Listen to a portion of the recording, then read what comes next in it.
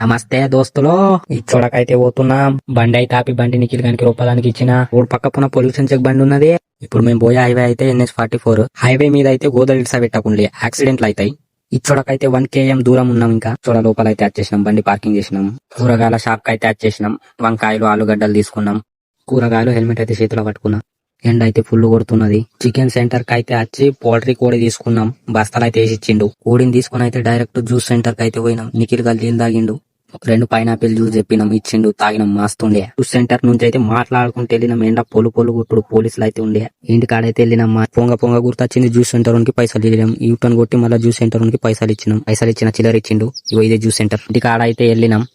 చికిరి బస్కి ఏమైందని చూసినాం. దాంట్లో అయితే గాలి కొట్టిండు. నిఖిల్ గాడైతే బండి పొలు చంపుతున్నాడు. ఊరి కమానికి అయితే వచ్చేసినాం.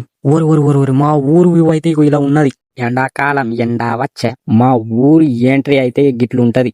ఇంటికాడ వచ్చి బండి అయితే పార్కింగ్ చేసినాం. మా ఫ్యామిలీ జత్రకు పోయినలో అయితే చిన్న వంటలు అయితే చేసినాం. ఇంటికాడ వంటలు అయితే సందీపన్న అండిండు. మస్తు అండుతాడు. బగారా రైస్, సబ్జీ, పప్పు, పాశం అయితే అండినాం. పెళ్లిలో అందరూ అయితే తిన్నారు. ఉంటా మరి.